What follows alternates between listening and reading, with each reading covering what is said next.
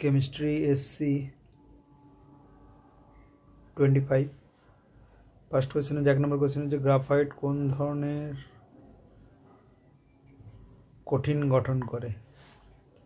আচ্ছা, এটা solid state question, তো অ্যান্সার হবে ডি, হেক্সাগোনাল।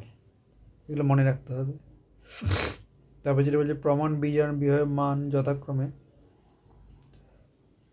মাইনাস এত আর মাইনাস এত। এরা বলেছে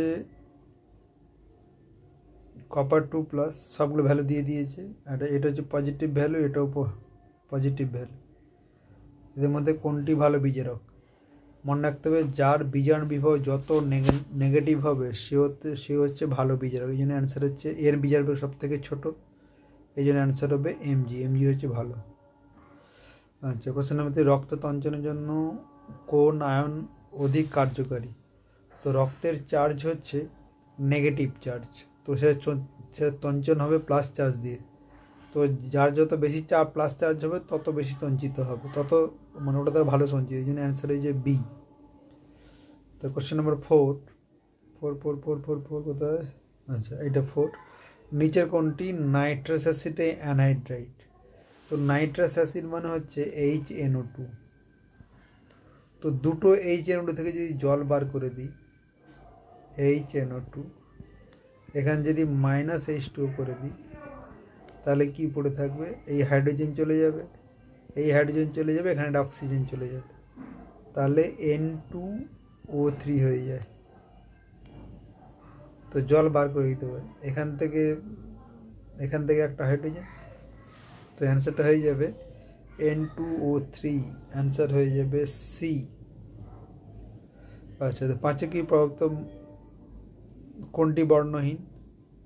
তো এখানে বর্ণহীন হচ্ছে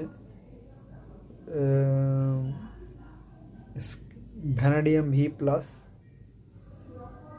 আচ্ছা, তবে ভ্যানাডিয়াম 4+, স্ক্যান্ডিয়াম 3+, নিকেল 2+, Mn3+। তো বর্ণহীন যেগুলো হয়, যেগুলো হচ্ছে ডিতে কোনো ইলেকট্রন থাকে না, ওটাই হচ্ছে বর্ণহীন। তো 5-এর দাগে যে অ্যান্সারটা হবে 5-এরটা বি হবে, তার কারণ হচ্ছে এর কোনো ইলেকট্রন থাকে না স্ক্যান্ডিয়াম 3+-এ।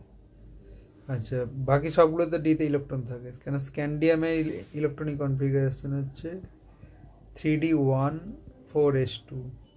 যখন স্ক্যান্ডিয়াম 3+ হয়ে যায়, স্ক্যান্ডিয়াম 3+ মানে 3dও 0 হয়ে যায়। তো ডিতে যদি ইলেকট্রন না থাকে তবে ওটা কালারলেস হবে। ডিতে 10 মানে ইনকমপ্লিট থাকতে হবে, 1 থেকে 9 মধ্যে থাকলে। আচ্ছা, এখানে এই কোশ্চেন নাম্বার 6, ইডিটি হলো একটি হেক্সাডেন্টেড লিগেন্ড, মানে 6টা বন্ড করতে পারে কোডনে, কিন্তু বইতে অ্যান্সার দেওয়া আছে একটু উল্টো পাল্টা দেওয়া আছে। বইতে মনে হচ্ছে অন্য একটা বাইডেন্টের ফ্রেন্ডে কিছু লেখা আছে, এটা ভুল আছে বইতে। আচ্ছা, কোশ্চেন নাম্বার 7, ক্লোরোফর্মকে সিলভার জন্য যে উত্তেজক বলে কি হবে? এটা simple question. Chloroform, bromoform, iodoform, মানে CH, Cl3 কে যদি আমি এজি আর হিট দিয়ে এজি ডাস্ট, তাহলে হয়ে যাবে CH ট্রিপল বন্ড CH বা C2H2, মানে অ্যাসিটিলিন তৈরি হয়ে যায়। তো অ্যাসিটিলিন হচ্ছে C2H2, অ্যান্সার সি। আচ্ছা, তারপরে কোশ্চেন হচ্ছে 8, ফেনলকে ক্লোরোফর্ম না, কার্বন টেট্রাক্লোরাইড NaOH সহযোগে উত্তপ্ত করলে, বইতে অ্যান্সার আলাদা আছে কিন্তু অরিজিনাল অ্যান্সার হবে স্যালিসাইলিক অ্যাসিড। তো যেটা স্যালিসাইলিক অ্যাসিড সেটাই অ্যান্সার।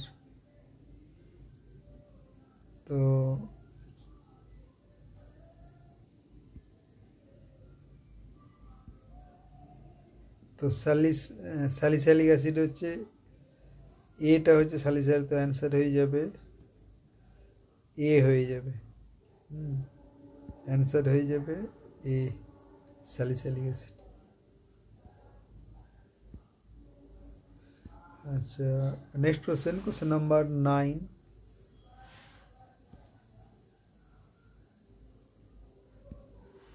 তো কোশ্চেন নাম্বার 9 হচ্ছে ক্লিমেনসন বিজারণে প্রয়োজনীয় বিকারিটা হলো, এটা মুখস্থ রাখতে হবে, জিঙ্ক অ্যামালগাম গাঢ় HCl।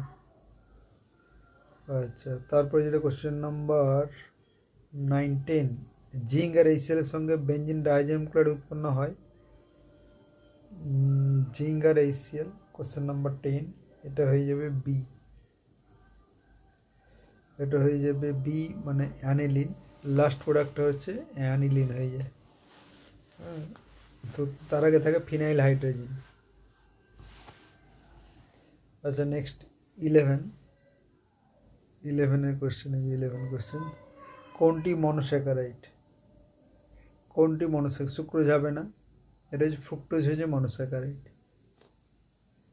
আচ্ছা, তারপরে কোশ্চেন নাম্বার 12, ব্যাকেলাইটের মনোমারগুলি হলো হচ্ছে ফেনল আর ফর্মালডিহাইড।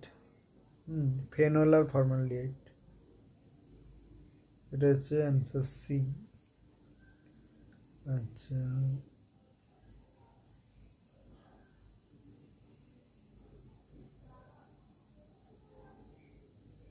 আচ্ছা, এটা হচ্ছে কি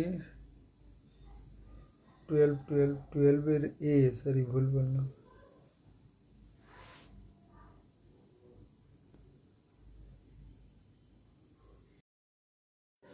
নিচে কোনটি অ্যান্টিবায়োটিক? এটা হচ্ছে ক্লোরামফেনিকল। আচ্ছা, নিচে কোনটি হেরোইন প্রস্তুতি কাজে লাগে? যেটা হচ্ছে মরফিন।